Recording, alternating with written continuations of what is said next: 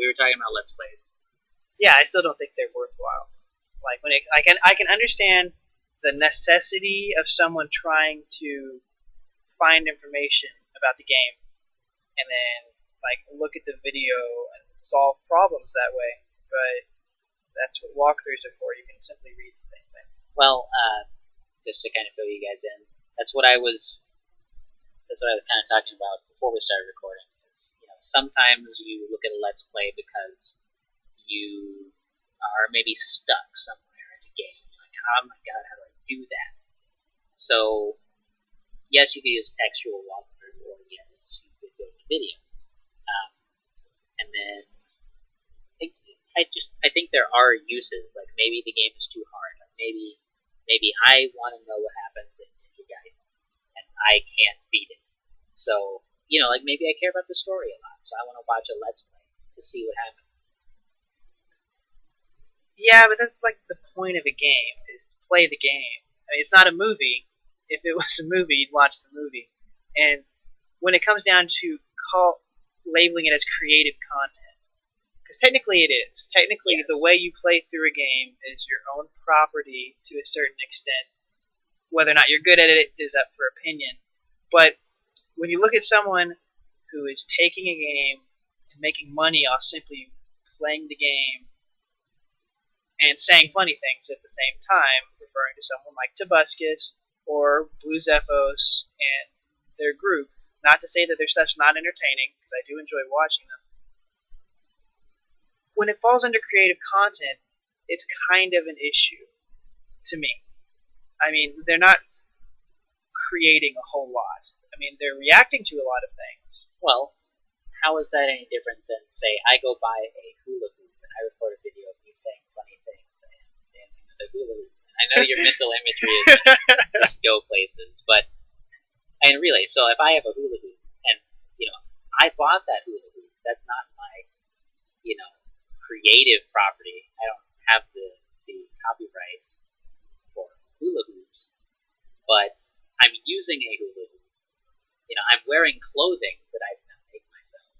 So, where's the cutoff? If I'm talking about a book, if I read a book, that is my reading of the book. Do you feel that falls under the same kind of jurisdiction? Well, I'm not sure, because I haven't heard a whole lot of readings of a book in that particular standpoint in which the person has not already been recruited through the company to read that book. There's not a whole lot of independent book readings. I guess that's true. I mean, maybe that wasn't the best example in the world, but yeah. I mean, we're looking, as a stance for comedy, as a stance for entertainment, I do understand its value. When it comes to something like YouTube having to be reformatted due to issues such as SOPA, where that could technically still fall under copyright issues, I don't necessarily know if it's a loss. Because you have these people who have a great deal of creative capacity, someone like Tobuscus, who's also, as far as I know, recently come into the Let's Play genre after doing parodies of works, which I don't consider the same thing. I don't consider playing a game the same thing as making fun of a game or doing another version of the game. I know that Let's Plays can be that, are in a gray area there, but when you look at something like Weird Al, who literally just destroys a Lady Gaga song in a good way, right? And then maybe there are games that parody other games, but it's difficult for someone playing the game to be parodying the game. Well, and to a certain extent, parodying a game is a massive undertaking, because Weird Al parodies songs, right? So right. The original Beat It turns into Eat It, which he already has the framework for the song there. He knows how it sounds, he knows what the lyrics are, you can hear the drum part, and so Weird Al and his band can take the song and say, alright, here's what adjustments we're going to do, and we're changing the lyrics, and we have the okay to do this, so let's do it.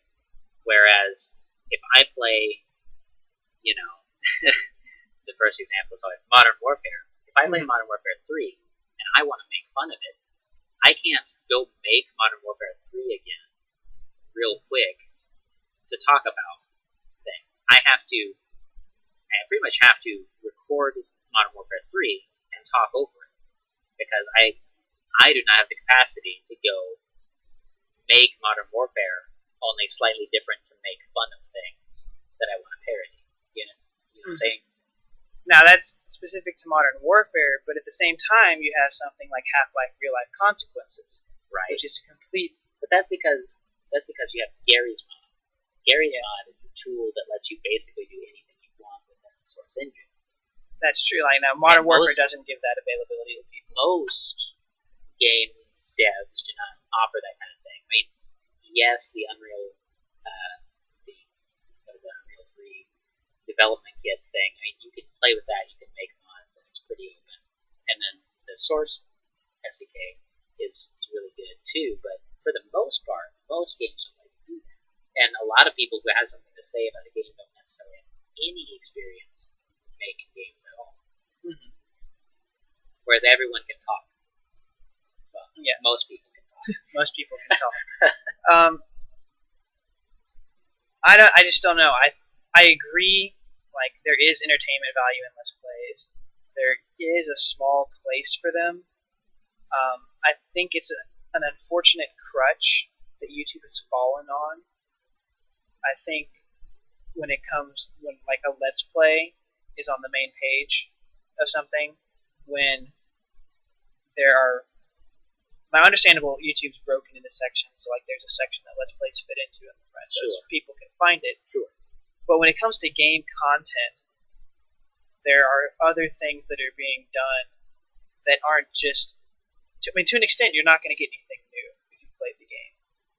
You're playing it for watching the person or listening to the person who's playing the game. Is not about the game anymore, really. So it really could just be the people. Yeah, I think I agree with that. It is more about who is doing the Let's Play. Because, like we were talking about with books, if I've already read the Dark Tower series, then, maybe I don't want to sit down and read the Dark Tower series again, but maybe I would like to hear somebody that I'm already familiar with and think is entertaining read the entire book series. And maybe not that many people are going to do that, but, if it was out there, maybe that would be something I would be interested in. And that's, the intellectual property is the book. The voice is the only thing that's changing. Mm-hmm. And, it would be very interesting if there was a sudden spread of dramatic retellings of stories. I can do that. If there is sufficient interest in me rambling through famous and now, book series. Redwall is told by OriginOfBob. No, but what that implies is that people they're actually looking to make a connection between two separate things. Because we have famous people, and then we have games that we like. Sure. And then suddenly we want to see or listen to famous people playing games that we like. Okay. So, I think it's a reassurance thing that we feel valid in the fact that we're playing a game. And I know because someone else is doing it. Yeah, because someone else that we already consider someone of importance is verifying our choice to play this game and is playing the same game. Okay. I also think that we're trying to create an emotional attachment between two things.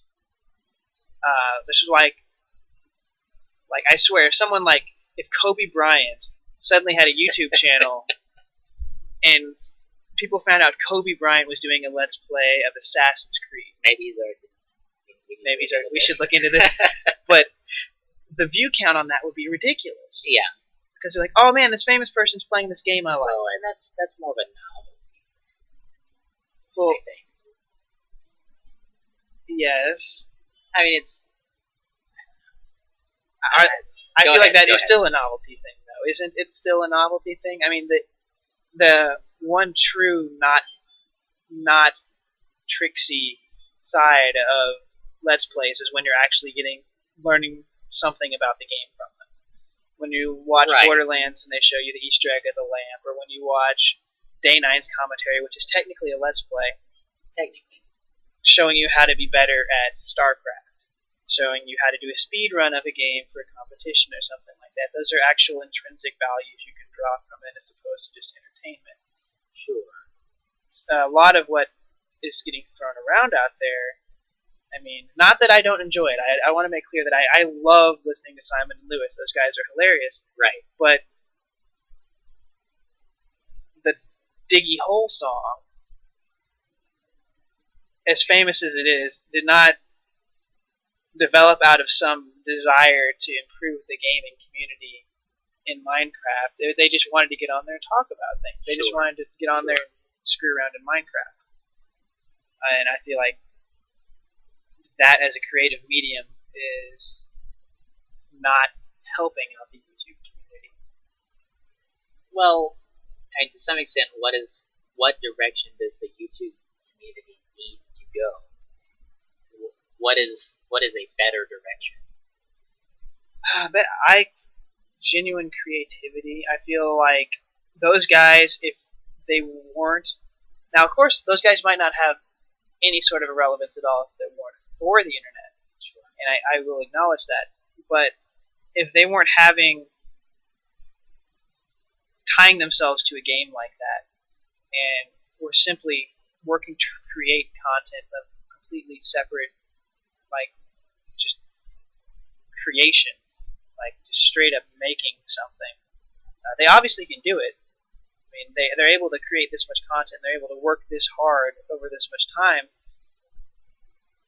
They might not have the fan base they have, and of course they love games. Sure. It just seems like they could be putting that to another use in some fashion or another. I mean, I don't have a suggestion. I'm not like, hey, Simon and Lewis, you guys should be doing this other thing. Or right. Toby. I mean, Toby does. Like we already said, Toby started off, as far as I know, he started off with like classical gas, playing guitar on his video and stuff like that. So he started off doing stuff, but he realized that there was opportunities in doing this, and now like he just basically is always doing Let's Plays because that's where the content is, and we're seeing a lot less of his. Well, I mean, he still does like cute win fail and stuff like that, but he's relying more and more on videos that are already out there and less on him generating the content, which is why we see less of his with lyrics, like Brittle Floss, or parodies, and more just like, okay, this new game's out, I'm going to play it and use the same jokes I did. Well, I mean, I agree with you. It's not furthering the creative whole of the internet or of the YouTube community as much as doing something completely original, like turning on the camera and I'm going to whatever dance with the hula hoop. Yeah. But which, by the way, I can't hula hoop at all. I do not have sophisticated hip motion. But no, but if I recorded a playthrough of Half-Life 2, and Brad, HP Bradcraft, recorded a playthrough of Half-Life 2, I play that game differently than he does.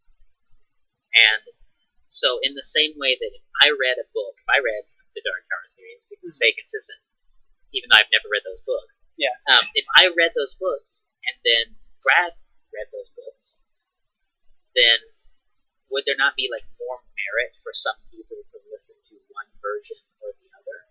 In the same way that maybe my play style of Half-Life 2 would be more entertaining, would have value to different people or more people than his.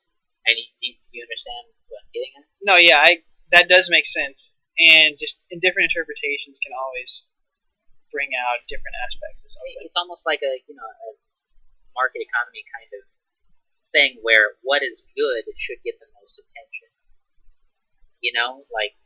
And creating a competition in the fact that there's 70 Let's Plays of Borderlands out there, the ones that are the best, that most people are enjoying, will get the most attention, and the other kind of serves as, a comparison base. Say, I really like what this guy has to say while he's playing Borderlands, as opposed to all the other, the riffraff. And that is that a legitimate thing? It seems like a legitimate thing, but at the same time, if that's the case, it says a lot about the YouTube community, and that those are like the top viewed Let's Plays. Right.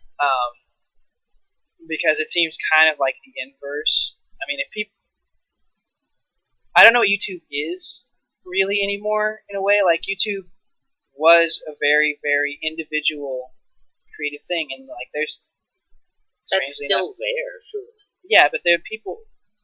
It's becoming more and more of an industry, and to try to get yourself known, and less of a I'm going to just put the stuff I like to do out there thing, because it's so big now that you're not really getting to share your ideas. And then you have some people who have figured out tricks to YouTube who are up there doing those things, and Let's Plays, I feel like, are a trick to get big in YouTube that people feel like. But that's true of every system. If you create a system, people will exploit it for their own benefit. That's true of government, that's true of economy, that's true of everything. So, I mean, I don't see that you can preserve the noble infancy of YouTube or reach back to it. It's almost like nostalgically saying, I wish all games were Super Mario Brothers 1. I just don't like the fact that, once again,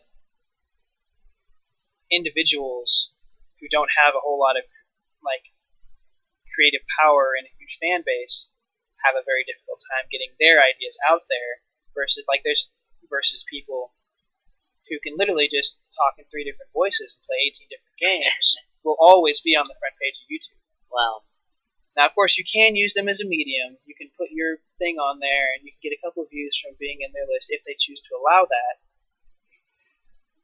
But like if they want stuff to be seen, but you're still at this spot where fads are controlling YouTube.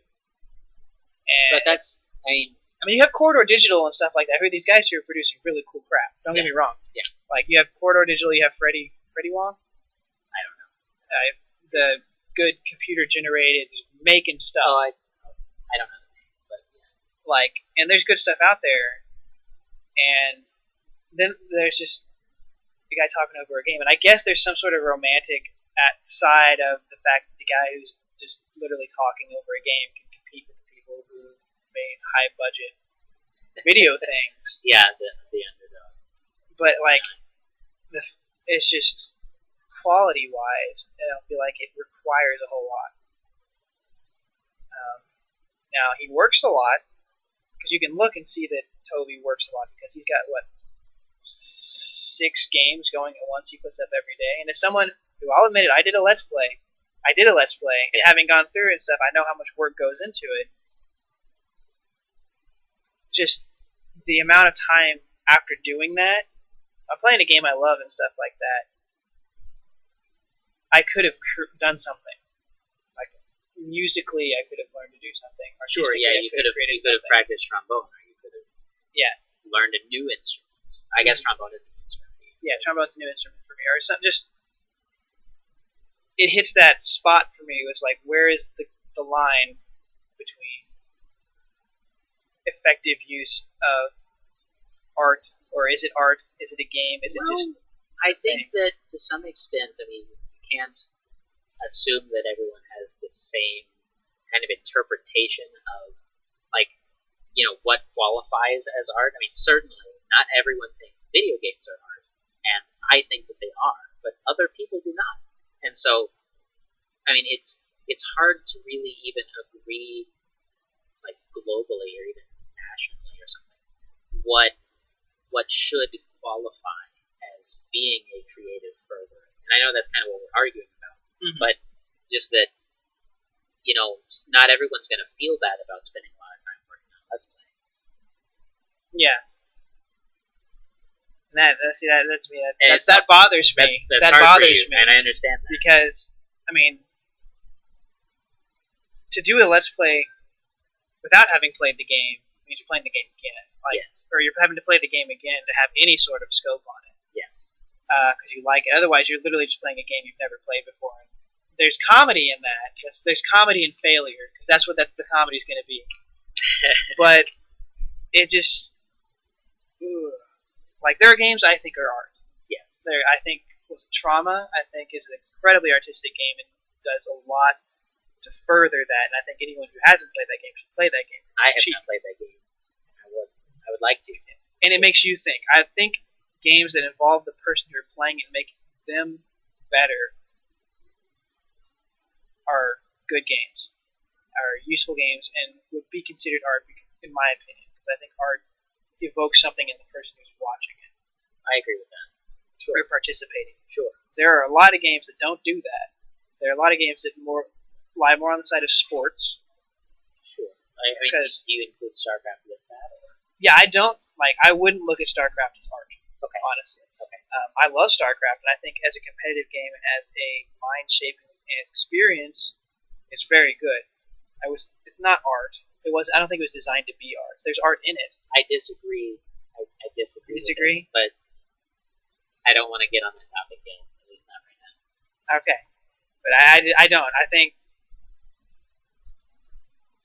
I don't want. Yeah, we don't want to blur that line. But this is we're already at 21 minutes just now, so that could turn into an hour very easily by itself. But that's for another time. Yeah. I feel bad about holding back, but at the same time, this is our first one. So yeah. Anyway, go back to what you were saying. You don't think that StarCraft is art, and what? I don't know. I lost my train of thought actually. Yeah, I don't think it's art. I think it's more of a sport. I think that there's the arts and the sports, and I don't think all video games are art. I think they can be creations, but I don't think they're necessarily art. And I think that a replaying of that, especially if it's not an artistic game, even if it is an artistic game, a replaying with commentary of an art piece is like just. Well, what about director commentaries on DVDs, like of movies? Yeah, if you do watch those, you definitely don't get the experience of the movie. You get the experience of the guy talking to you. Well, that's because in a movie, it's very different than a game where everything in a movie should be watched and listened to at the same time. You know, like there's conversations always, stuff like that. Whereas in a video game, you have huge stretches generally of gameplay that are not really tied to the story too much. It's more like you're working on getting to the next part of the story.